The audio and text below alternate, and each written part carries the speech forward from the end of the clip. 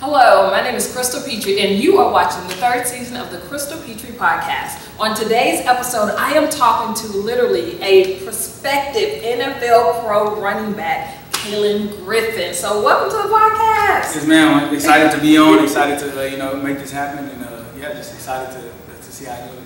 So you literally just walked off the field from NFL Pro Day at Lamar University in Beaumont, Texas. So what is your overall feeling about how you did out there? Walking off the field, I feel like I had a really solid day, honestly. Coming in, the 40, I knew it was going to be really big for me, and I feel like I went out there and hit some.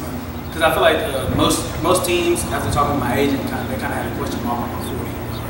Trying to see, okay, does he have the breakaway speed that we want and stuff like that. And I feel like I left the field today feeling really good about it. A couple of coaches got me in 4.4s, and a couple other coaches got me in 4.5 range. So that's exactly what I was shooting for, exactly what I was shooting for. So I'm super excited that that was able to get done, and just put a lot of work in, to make that happen. It's been 3 months of straight grinding.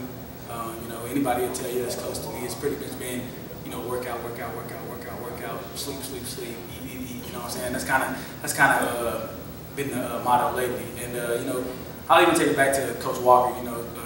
He used to tell us. And who is Coach Walker? That is our strength coach at Lamar. Okay. Yeah, he's our strength coach at Lamar. I haven't been training with him, but he used to say a couple things that would actually stick with me. He would tell me, that when you're working out, you're not training. It's a lifestyle. You know what I'm saying? And I feel like I really took that to heart. Just being, at home at night, stretching, doing the necessary rehab. So, to come out here and make this day what I wanted it to be, because this day could have went a bunch of different ways, and I'm highly blessed, highly honored, just thankful to God that it went the way that it did. And I left the field feeling really great, really good about today. Tested, really well. That's kind of what I wanted to hit. So I'm just proud of myself, proud of the team that's around me. I mean, my mom, my dad, my trainer, my agent, my girlfriend.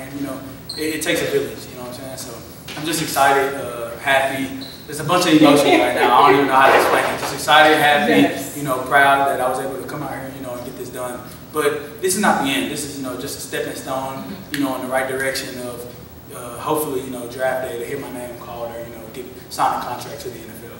Let's talk about some of the drills that you were doing on the field. I know, of course, you have to have the physical aspect, the speed, the muscles and things like that. But let's talk about the mental aspect. On the 40, which is like the highly contested drill, I feel like in the NFL pro days, what are you thinking? How do you mentally prepare to run a 40?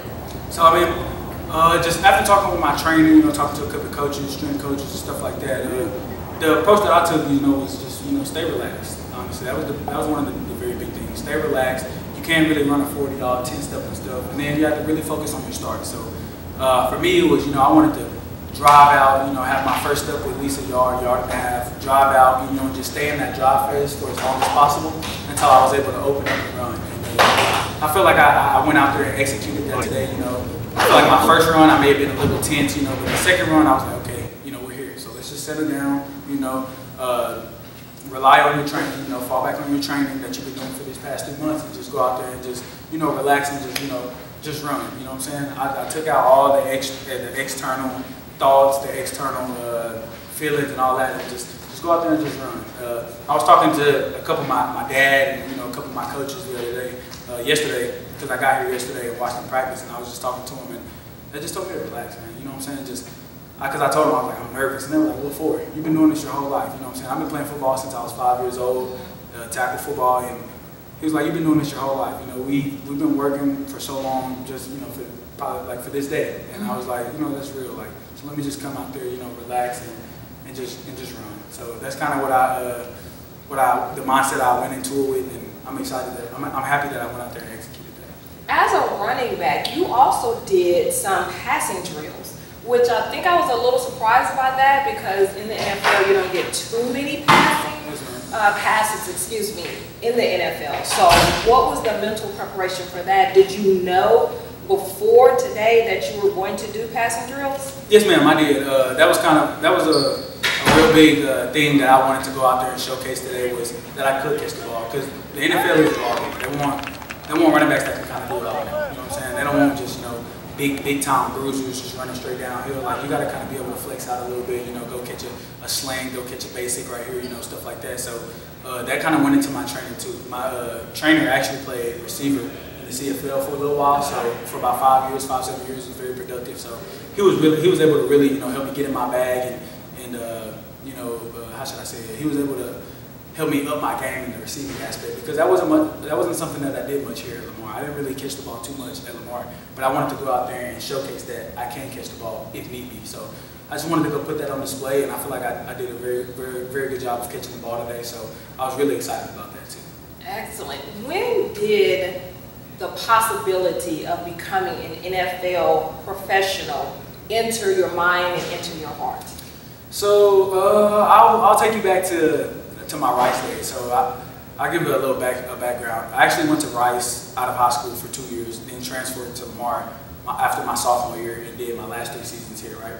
So when I was a freshman at Rice, we had a scrimmage, and I was going against, you know, the starting defense, and I went out there and executed very well. And then I had a really good day at the office during that, and I was like, you know, because we had a couple of guys on the team that were going to the NFL, and I was, you know, breaking their tackles. On Rice or Lamar? At Rice. Oh, okay. Yeah. And I was like, man, I can compete with these guys as a freshman. So like, that's kind of when it entered my mind, and I went and told my dad. I was like, hey Pops, I feel like, you know, I got a chance, you know, to maybe go to the league one day. And he was like, let's do it. You know what I'm saying? I feel like, you know, my parents, they support me in everything and anything that I want to do. You know, if I wanted to do anything, they would support me. So I just went to him and I told him, I was like, hey Pops, you know, I think we can go to the league. And he was like, well, let's do it. And that's kind of when the thought creeped in my mind. And then after this past year, so after my junior year at Lamar, I had 800 yards that season. And my dad said, you know, if you want to, remember that talk we had, you know, you said you wanted to go to the NFL. And I was like, yes, sir. He was like, well, you know, the first step to that is we need to rush for over 1,000 yards. And so I went to Coach Ross, you know, had a conversation with him after my junior year. And he was like, nothing's going to be given to you, but if you put in the work and you show us, you know what I'm saying, that you want to be that guy here, then, you know what I'm saying, just put it all on the field and show us. And, you know, that I thank Lamar so much. You know, they gave me the opportunity, they gave me the platform, you know, to be the starting running back here, and I thank them so much for that. And I just appreciate, you know, everything Lamar's done. But that's, I mean, after, and then I actually had 1,158 yards this past year, and that's when I kind of knew, I'm like, okay, I got a shot now. So I got a shot now. So after that, it was, you know, let's go straight, let's go get to work. Let's go get to work and prepare for this pro day, because that's the next step, you know, in this process. So I went home, trained my training, prepared for it, you know, did everything, you know, that needed to be done to make sure that pro day was a good experience for me. And like I said, I'm just super happy, super proud that I was able to make that come to fruition. Yes, you ran 1,158 yards, but you also broke a record. So, I know that. yes. So according to my research, you broke the single season record with the 1,158 yards at Lamar University. That's a huge deal. But the fact that you didn't know that, okay, so you just finding out that you are in the history books for Lamar University now. What are your feelings about that? Honestly, it's an amazing feeling, honestly, because I really didn't know that. I didn't know that I broke the record here, but I'm just so happy, so proud, and I just want to thank, you know, the coaches for, like I said, giving me that platform to, you know, go out there and display my abilities. I had a great running back coach and Coach Macon, a great head coach and Coach Ross, and just like all the surrounding staff. They were just awesome, pushing me every day, you know, to be the best that I could be. And I couldn't have done it without everybody on the field or any of the coaches, honestly, and any of my support staff.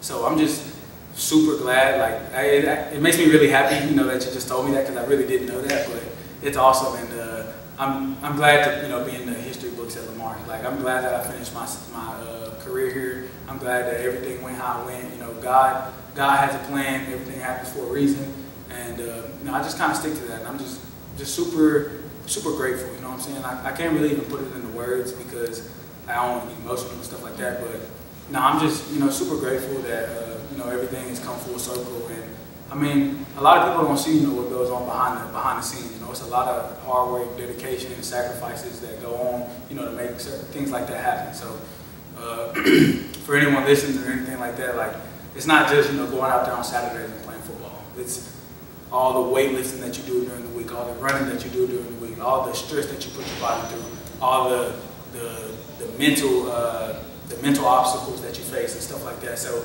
hearing that my name is in the record books at Lamar is awesome because I mean it kind of just lets it's just a how should I say it? It's like a cookie. Like here's a cookie, you know, for putting in the work and doing what you needed to do. So I'm super grateful for that. Super excited to hear that my name is in the history books here. I hope it stays there for a while, but I also hope my young bulls break that record because I mean that's the type of culture we have here. You know what I'm saying? Like, yeah, I'm in the record books, but I want the start running back next year to go break that because that means that I laid the foundation and I set the tone for you. So you know what I'm saying? So it's awesome to hear that. It honestly, like I'm just overwhelmed with emotions. So yeah, it's awesome to hear that. It's just great to hear that I'm in the history books at Lamar, and I'll definitely be coming back, you know, showing my face here because you know this is where I finished my career, and I'm just glad I did. You are also named on the all-academic team. Now, to qualify for that, you have to maintain at least a 3.2 GPA. Mm-hmm. So being superb in athletics, but also being superb in the academic field, how were you able to do both and maintain it? It's just been instilled in me since I was a kid, honestly. Like my mom, she was super hard on me about grades. I mean, like if we came home with anything less than a B on the report card, you know, it was an issue for her. She was an English professor, you know, not too long ago. So yeah, she was super hard on us about our grades. I mean, all of my family, honestly. Yeah, everybody in my family, she's always been hard on me about their grades. And even in college, I mean, she would go on my blackboard, check my grades, and be like, you know, why are you slipping in this class, or why are you doing this in this class? And I mean, you know, in the moment, I'm like, Mom, like it's school, but you know, as I can see now, like you know, it carried a lot of weight because you know it carried me to make that academic team. You know what I'm saying? Like if she wasn't on me about that, then I probably wouldn't be on that list. You know what I'm saying? So a lot of kudos to her, but it also a lot of hard work. A lot of balance and everything. You know what I'm saying? Balancing football and school. I know people say it can get hard, but I mean, you know, if you have your priorities straight and you know that's one of your focal points, then I feel like you know you'll get it done. So that's kind of where that comes from. Well, there's no secret. About 2 or 3 years ago, the NFL was literally trying to get rid of the running back position. Of course, now because of the Saquon Barkleys and the Derrick Henrys of the world, they see that that position is still viable. Why, in your own words, is the running back position a needed position in the NFL? I mean, running backs do a lot for teams, you know what I'm saying? When we block, we catch the ball out the backfield, you know, we run, we get the tough yardage that's needed to get. And I just feel like, I mean, football wouldn't be the same without a running back, in my opinion, you know what I'm saying? Like, you have to have a running back on the field, and you have to have multiple running backs at that. Like, it's hard for, you know, for running backs to last all season and stuff like that, but I just feel like, I mean, I don't see them taking running backs out the game. Like, it's a necessity in the NFL and college and high school. It don't matter, you know what I'm saying? Like, you need a good stable of running backs, and, you know, we had that here. We had a great room of running backs that helped me compete every day, and it wasn't just me out there on the field. It was players that I came off the field that, you know, we had packages for other certain guys, and I was all for that, you know what I'm saying? I'm a big, you know, big team guy.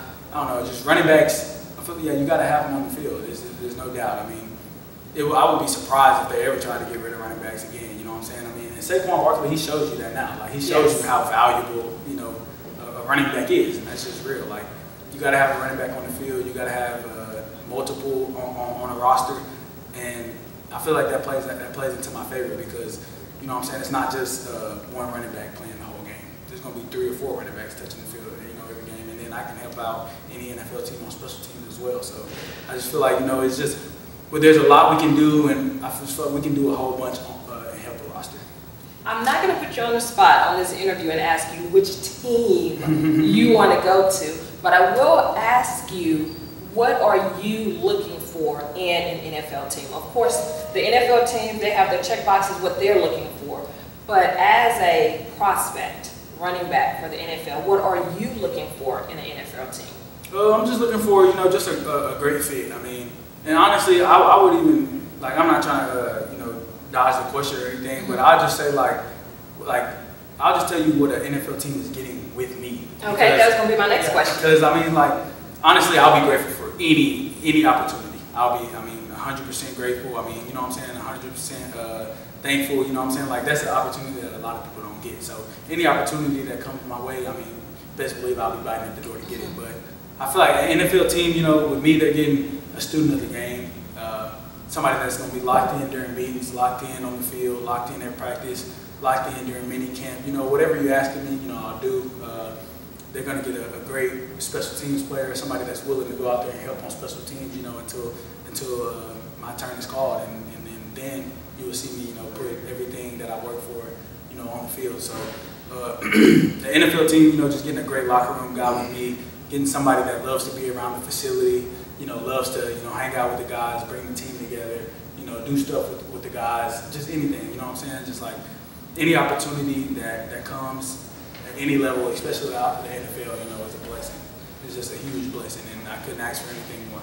So, yeah. Here at Lamar for NFL Pro Day, the Houston Texans scout was here.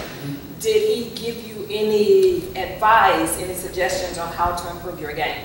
Yes, I talked to him a couple of times throughout the pro day, honestly, and you know, I felt like, you know, we had a smooth connection. I got his number today, and I'm gonna give it to my agent, you know, and let them talk, you know, about, you know, the finer details and stuff like that. But you know, he just came to me and told me, you know, during my drills a little bit, you know, to stay lower and explode out the ground, you know, stuff like that. He was like, you know, you don't want to play running back high, and that's probably just, you know, me coming from him. You know, it's probably just me knocking off a little rust because, you know, I haven't played football, you know, in a while. It's just been a lot of training and stuff like that. So, but no, I appreciate the advice that he gave me, and it was great to meet him. You know, he's a real cool, real genuine guy. He actually, I know him because I used to play Madden, and he used to be in the game. He was actually a running back himself. So hearing that from him, you know, that meant a lot. He was a running back in the NFL, so you know, that meant a whole bunch. You know, just to hear from him and for him to be out here scouting us.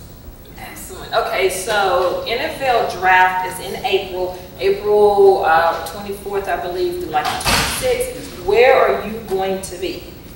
I'm going to be back home, you know, kicking it with the family, you know, watching the draft, you know, just seeing, you know, when my phone rings, you know what I'm saying? I want to be around, you know, the people that's been around this process, you know, the longest. I don't really want to, you know, just invite a whole bunch of people and you know, stuff like that, because, like, I don't want to, like, I'm definitely grateful for them and grateful, you know, that, you know, all the support that I get, but I want to be around, you know, my family members, my girlfriend, my mom, my dad. I want to be around my trainer, my agent. I want to be around, you know, the people that thug it out with me, you know what I'm saying, for these last, you know, 3 to 4 months while I've been training, you know, through pro day and stuff like that.